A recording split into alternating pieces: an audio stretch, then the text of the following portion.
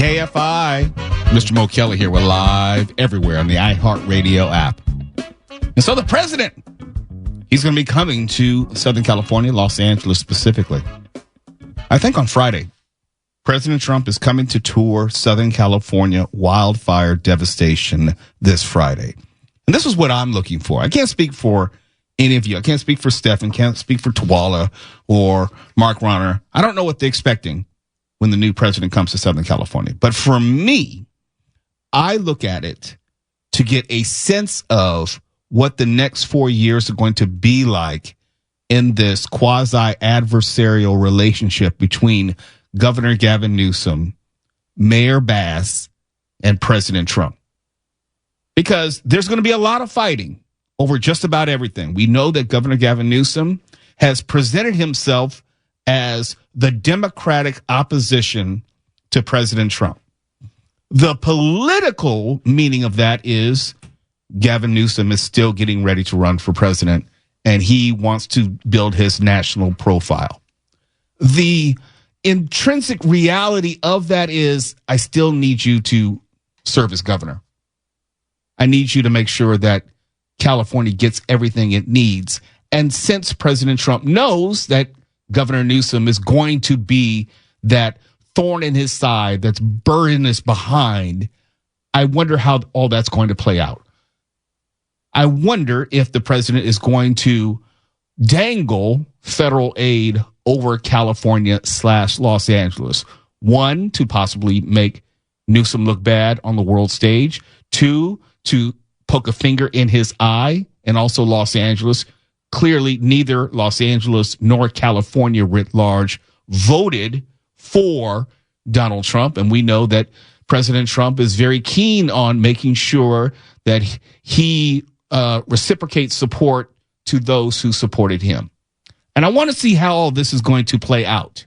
I want to see if it's going to be 4 years of at least a working relationship, or is it just going to be 4 years of chaos? What's going to happen? And basically, that question was asked of Mayor Bass earlier today as far as the invitation for President Trump to come to California and Los Angeles, and whether Mayor Bass would be open to it and how she looked upon such a visit. Absolutely. I joined in the invitation to the president along with the governor and Catherine Barger. So it's certainly my hope to meet with him. I know it's going to be a quick visit. What will you say? I'll say welcome to Los Angeles and immediately go into what we're facing right now and how we hope to continue the federal partnership, which we already have. So it's not like things cut off from one day to the next. You know, the FEMA representatives that we have here, Army Corps of Engineers. I mean, that has continued. And, you know, it is my hope that he will be a very supportive. I need my government to work during disasters. When I say my government, that means locally, that means on a state level, that means on a federal/national level. Los Angeles, and I say Los Angeles in terms of LA County, not just the city, because again, civics, Mayor Bass is responsible for the city of Los Angeles. That has nothing to do with Altadena, which is a county of Los Angeles. I need my government collectively to work. And when President Trump does come to Southern California, I personally, again, I can't speak for Twala, Mark, or Stephen. I'm just speaking for myself. When the president does come to California, I don't want to hear jack about what the president doesn't like about the governor or what the governor doesn't like about the president. I need the president to come here and then be as helpful as possible for the people who are hurting and who have lost everything here in Southern California. That's all I want to hear. Now, maybe I'm hoping against hope. Maybe it is more likely that it's going to be a lot of political grandstanding, name calling, insults, and FEMA dangling. I hope it's not that, because I know of at least now 10 people who've lost their houses or some degree of just about everything. And whereas it may be enjoyable, it may be entertaining to see the back and forth, I'm not looking for that. I particularly don't even desire that. But if you're wondering, hey, Mo, what did you think about Trump's first day as president, as in like the Trump administration 2.0? Well, glad you asked. You can always go to @Mr. Mo Kelly on Threads or Instagram, and you can check out there because I was interviewed on that this morning. Yes, it was a long ass day.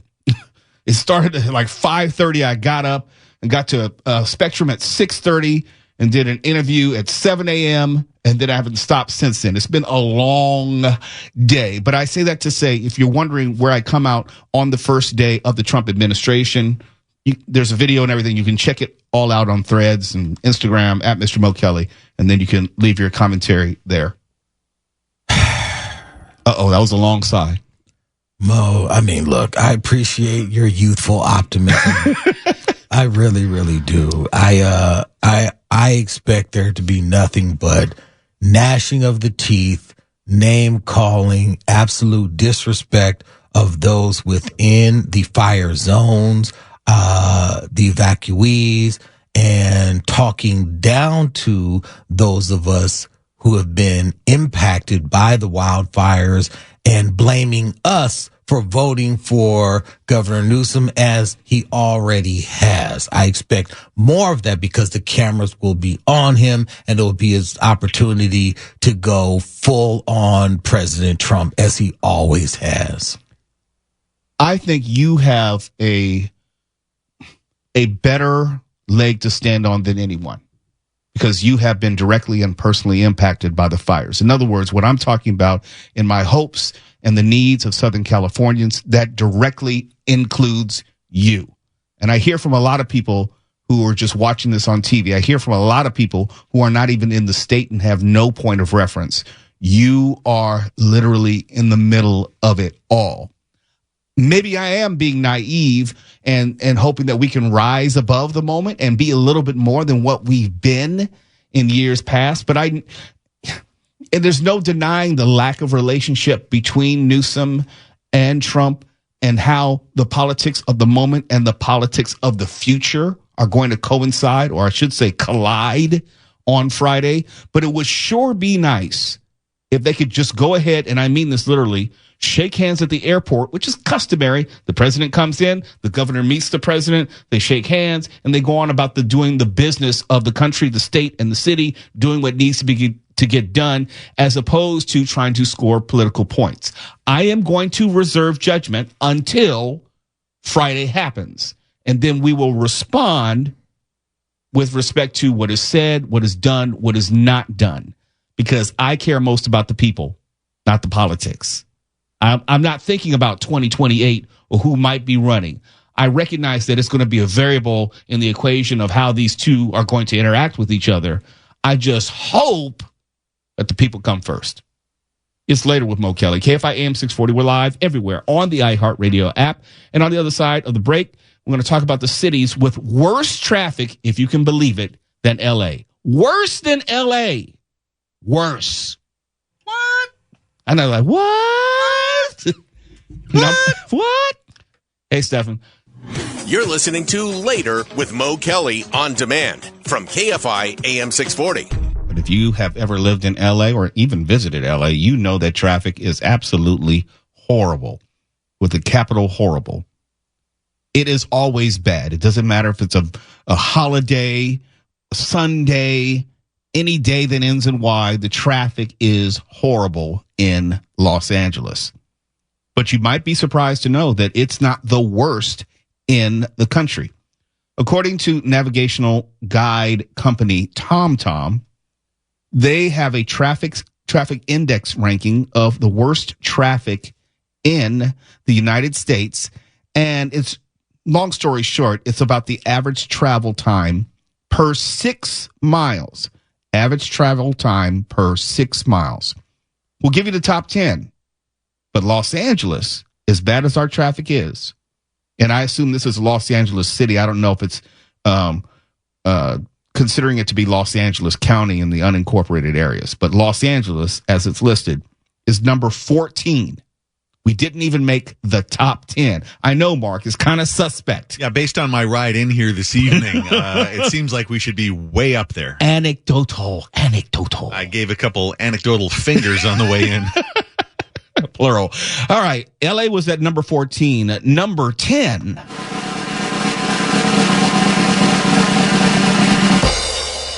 Miami with 17 minutes and 3 seconds. That's average time to drive 6 miles. And if you're wondering, Los Angeles was 15 minutes and 53 seconds. Miami is at number 10 with 17 minutes, 3 seconds. Number 9.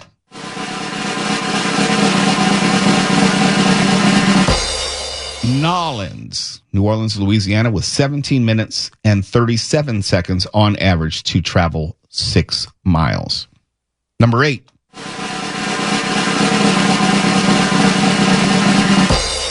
I can confirm, yes, this city should be in the top 10. Washington, D.C. 17 minutes and 56 seconds to travel 6 miles. But the difference is, and I can say, L.A. is so spread out, it's not the same type of travel. You may be on the roads in D.C., but everything is so compact. That's part of the problem. L.A. has more cars on the road, period. D.C., everyone's trying to get to these places, which are maybe, I'll say, a 5-mile radius downtown. Coming in at number 7, regarding TomTom's traffic index ranking for 2024.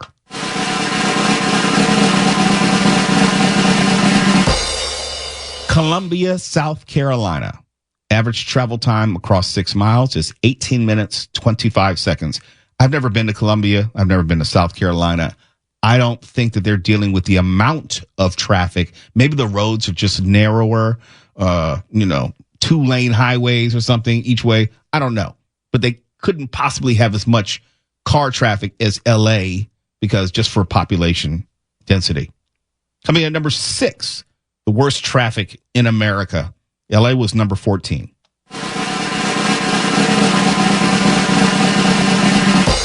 Yeah, we need to make a distinction as far as population density.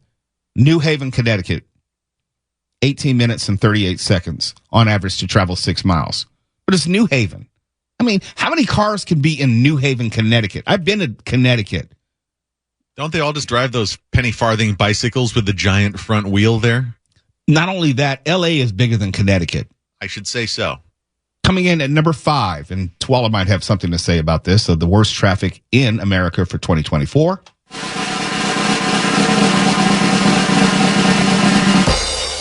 Philadelphia, Pennsylvania. The worst? Top 5, at least. Yeah, it's pretty bad. Okay. Pretty bad. Number 4, I can definitely say something about this.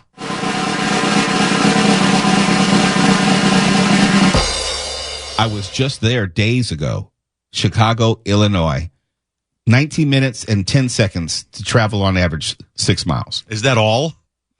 Right. Well, look, no one should argue that Chicago shouldn't be on this list. No, take the L. It is definitely top 3 even. They have it at number 4, but I would put it top 3.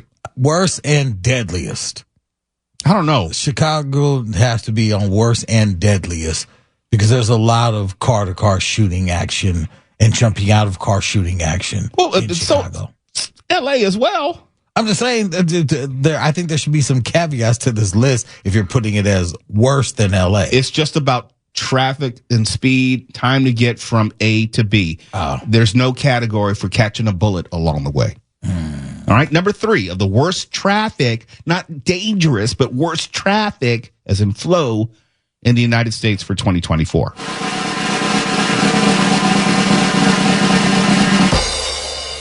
I can't speak on this. I've never been to the state. Honolulu, Hawaii. 19 minutes and 56 seconds on average to go 6 miles. Give you some comparison, a compare and contrast. Honolulu, 19 minutes, 56 seconds. L.A., 15 minutes and 53 seconds. So Honolulu is drastically worse than L.A., according to TomTom's metrics. But everybody who moves there loves it. Jack Lord moved there. Who's the guy in the Paladin actor? He moved there. He loved it. They all find that trade-off acceptable. If you're moving there, most likely you are not moving there and having to deal with a 9-to-5 and dealing with traffic on an everyday basis. So unless you are the star of Have Gun Will Travel, forget about it. Yeah, Pretty much. I don't have that type of money, but, Okay. I hear it's beautiful. Coming in at number 2, the worst traffic index ranking in America, according to TomTom. And this is average travel time per 6 miles.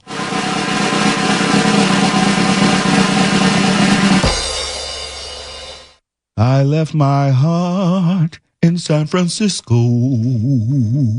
That was number what? 2. That makes sense. Yeah. I would have put it number 1. San Francisco, the traffic was god awful. And this is coming from someone who hates LA traffic.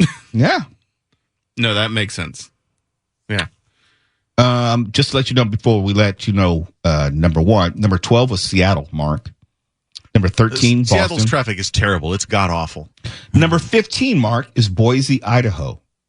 No. There's only one road. What? There's only 4 cars. There's 4 cars, one road, lots of traffic. Yeah. Is there like a gang of Nazis standing in all the roads? I don't Quite get possibly. it. Yeah. Quite possibly. That makes no sense to me. Lots of parades, yes. No, Tawala had a good point. It's one lane, and It's even a if one-lane highway, both directions. Boise's a good-sized city. It's not like the places up north, which are all, like white supremacist camps.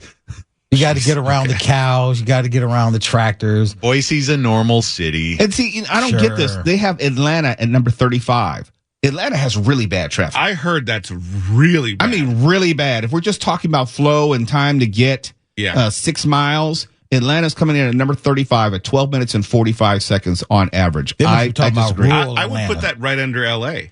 I would. They're comparable cities as far as traffic. And that's the city I've driven in and been in many times. Did you know that Long Beach came in at number 51 with 11 minutes and 27 seconds? Long Beach ain't that damn big. Yeah. Really? Yeah. I mean, if you're going from point A to point B in Long Beach, you're staying in Long Beach, yes, maybe the traffic isn't that bad. Getting to Long Beach? No. Yeah. I don't go to Long Beach for any reason because the traffic getting there is god awful. I refuse to go to Long Beach. When you tell a lie, I will jump in. 56 was San Diego, 11 minutes and 18 seconds. Anaheim, 59, 10 minutes and 55 seconds. Bakersfield came in at number 61. And Sacramento, 72. Riverside, River Tucky came in at 79. Fresno at 84. Ventura at 87. And all of those were over 9 minutes. But coming in at number 1, the worst traffic according to TomTom. Now, I don't know, this is just TomTom. It's not Momo, but TomTom.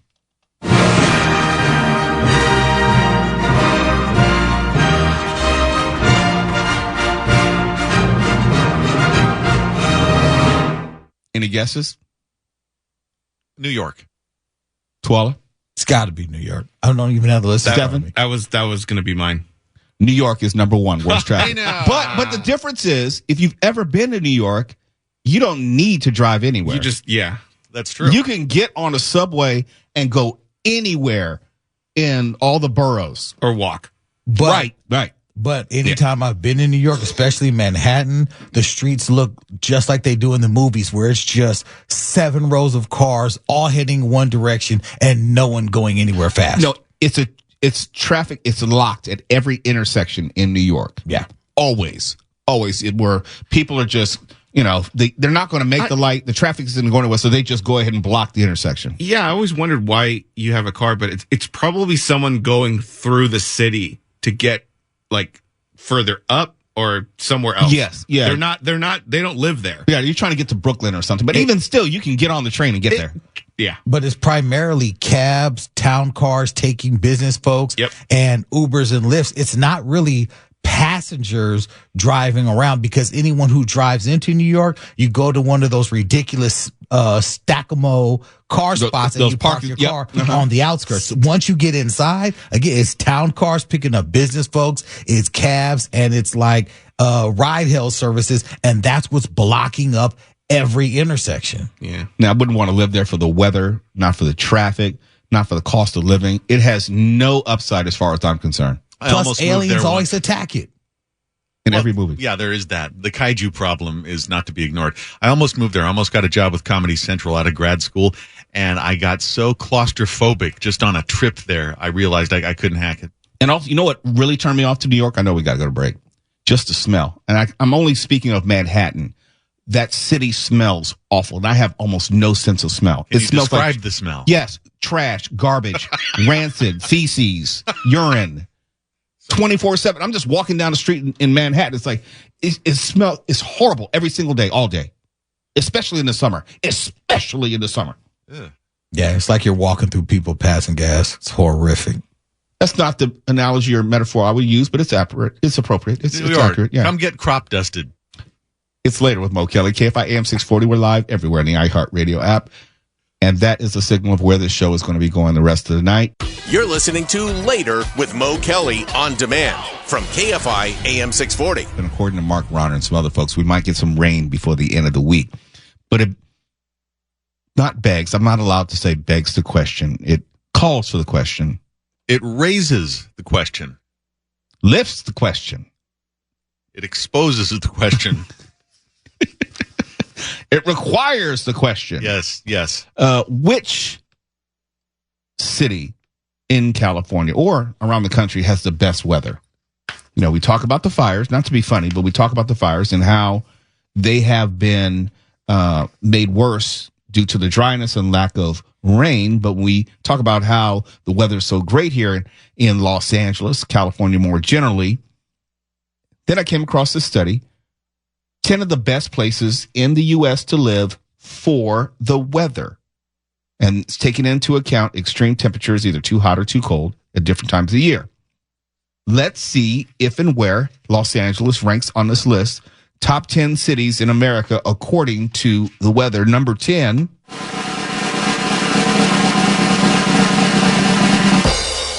Nolens, Louisiana. You get 212 sunny days a year, and when it rains, the other 114, it usually clears up quickly. Number 9.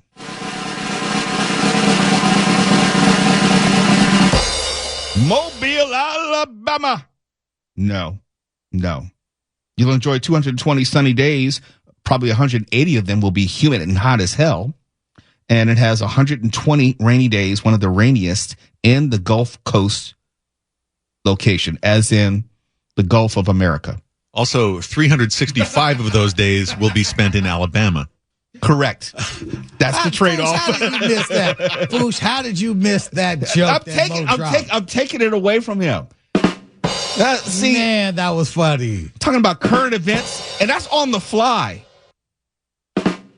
No. There's no makeup, okay? It's like an apology 4 days later. I'm still mad. I'm trying. Number 8.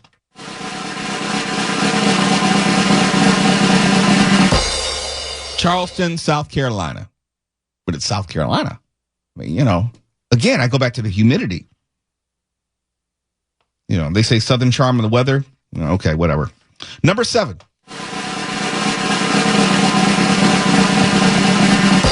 Salinas, California. It's a small farming hub down south of the Bay Area, just in case you didn't know. You get 305 rain-free days a year, and the temperatures stay between 42 degrees Fahrenheit and 72 degrees, rarely dipping below 34 or rising above 84. Number 6. San Jose, California, 250 sunny days each year, 62 rainy days, but you can enjoy outdoor activities just about year-round. Number 5.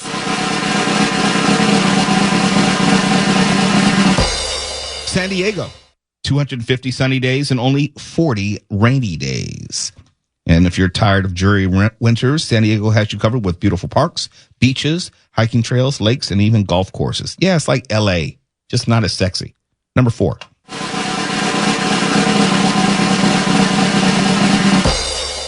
I won't sing this time. San Francisco. 298 rain-free days a year. But it's San Francisco. When you live in LA, San Francisco is not a better option. That's for damn sure. Number 3.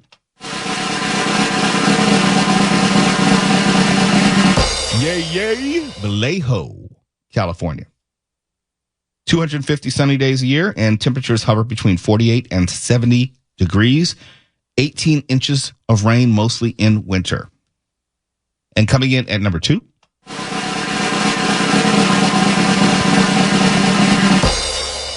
I love LA. Number 2 in the country as far as weather. I can't really argue with it. I was hoping for number one, but we got number two. 280 days, sunny that is, and only 35 rainy ones. And that might be high. I think it's fewer than 35. Yeah. You'll notice cooler breezes by the ocean and warmer, sunnier days inland. The City of Angels is packed with urban parks, wild canyons, and iconic beaches. I don't know if LA has one iconic beach. Not one. I love LA, but let's be honest. There's nothing iconic about any LA beach. No. They didn't say anything about poop in the water, but iconic. Venice Beach is the most iconic beach in the United States. It's a boardwalk. I wouldn't even call it a beach. It's Venice a place to Beach, work out. Venice Beach and the Santa Monica Pier, i.e. on the beach, those are iconic. Those are tourist destinations. If you live here, it's not impressive, but otherwise, like Tawala said, I think if you have an abundance of feces in your beach water, they don't get those reports on the East Coast, in the South. You can't be iconic. They don't get poop in the water reports. They don't get those. It's iconic. Number one.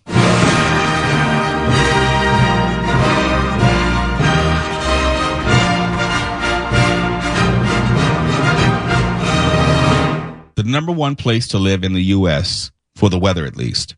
Santa Barbara, California. They say one word, perfect. Santa Barbara's weather is never too hot or too cold. Tucked between the Pacific Ocean and a protective mountain range, this Southern California gem offers over 280 sunny days a year and stays around 55 to 65 degrees year-round. I've been to Santa Barbara, I don't say maybe a handful of times, maybe 5 times in my life. It's beautiful. It's gorgeous. I haven't stayed there for any inordinate amount of time to say, yeah, I would like to live here. But it's cool, you know. No, it's definitely a retirement area. Yeah. It's beautiful. Maybe that's it. Maybe because I didn't perceive it as fast enough for me.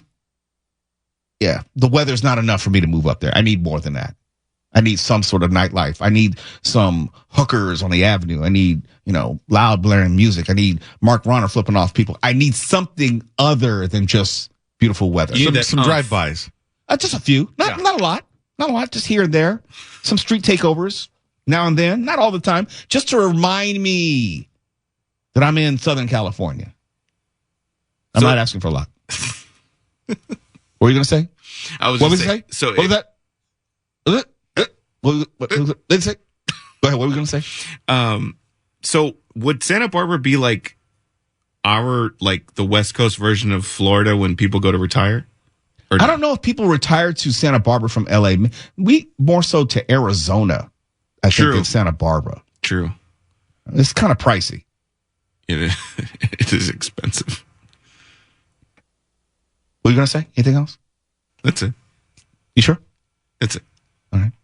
I was going to give you as much time as possible because you don't give a damn about giving me a rim shot when I deserve one. I just wanted you to speak for yourself. Oh, quit working the ref. You're listening to Later with Mo Kelly on demand from KFI AM 640. I know this directly impacts Mark Ronner. This is going to change his life. Costco workers, well, it might even impact my life because my wife swears by Costco.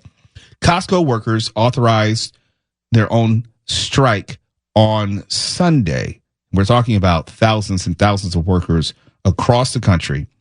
And their deal, their current agreement, which covers more than 18,000 to be exact, expires on January 31st. And we all know that when you have the announcement of a strike authorization, it's being used as a negotiation tactic to leverage management into coming to the table, hopefully securing a quote-unquote better deal and getting everyone back to work.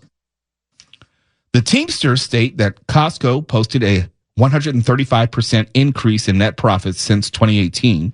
And I say that to Mark Ronner because this is an ongoing conversation we have as far as corporate profits growing out of control, exponentially, where workers' wages have remained relatively stagnant. And that's part of the reason why profits have spiraled out of control, I would say.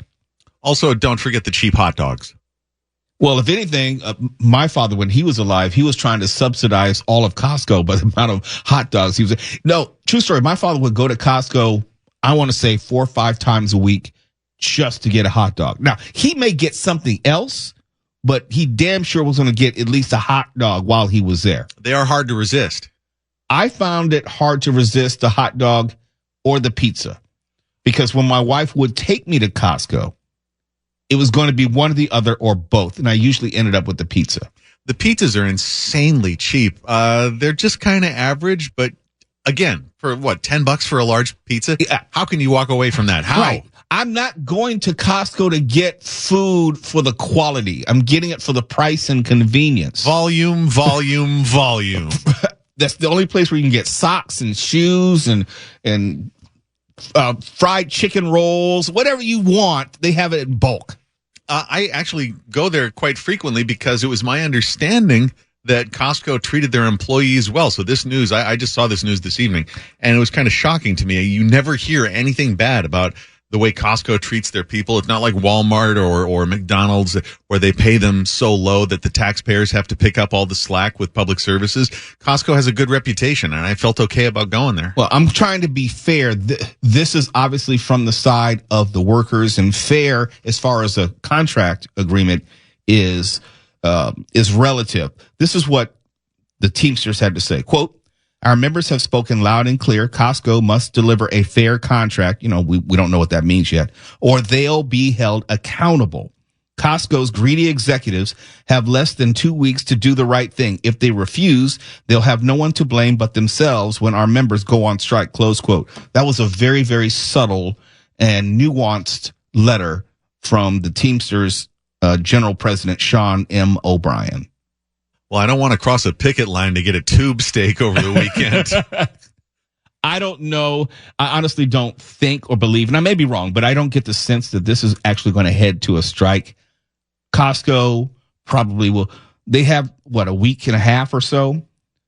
That's not too long. That's not too short of a time in which to iron out a deal. I don't think Costco wants to have a strike. I'm pretty sure they would rather avoid a strike than have a protracted labor stoppage in which they lose even more money than presumably they would if they were to just sit down at the table and hammer out some sort of deal. And now they've got the thing where you scan your card at the door. I wonder if it's an issue that they have like one less employee now because of that. Maybe, but see, that's the thing. It didn't go into the specifics like we're asking for this, we want that, we have been cheated out of this, or we should be getting that. It's been very vague, and that's why I get the sense that I don't think they're actually going to go on strike. This is just a public threat to embarrass the Costco name. Because like you said, Mark, we don't hear about Costco mistreating its workers. It may happen, but I'm saying it's never risen to my level on a public level where I heard about it. No, I'll tell you what should be the main bargaining issue with Costco is when they're closing up, the lady at the back of the store shouting at people to get the hell out. You can bargain that away somehow.